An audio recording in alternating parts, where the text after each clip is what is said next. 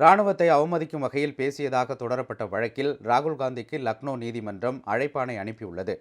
காங்கிரஸ் முன்னாள் தலைவரும் மக்களவை உறுப்பினருமான ராகுல் காந்தி கடந்த 2022ஆம் ஆண்டில் கன்னியாகுமரி முதல் காஷ்மீர் வரை இந்திய ஒற்றுமை பயணத்தை மேற்கொண்டார்.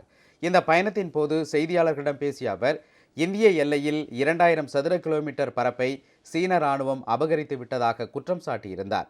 அவரது கருத்து இந்திய ராணுவத்தை அவமதிப்பது போல் உள்ளதாக கூறி, எல்லை சாலைகள் அமைப்பின் முன்னாள் இயக்குநர் ஸ்ரீவத்சவா உத்தரப்பிரதேச மாநிலம் லக்னோவில் உள்ள சிறப்பு நீதிமன்றத்தில் வழக்கு தொடர்ந்தார். மக்கள் பிரதிநிதிகள் மீதான புகார்களை விசாரிக்கும் இந்த சிறப்பு நீதிமன்றம் ஸ்ரீவத்சாவின் மனு தொடர்பாக அடுத்த மாதம் 24ஆம் தேதி ராகுல் காந்தி நேரில் முன்னிலையாக்கி விளக்கமளிக்க வேண்டும் என ஆணையிட்டது. இதற்காக ராகுல் காந்திக்கு அழைப்பாணை அனுப்பவும் நீதிமன்றம் அறிவுறுத்தியது.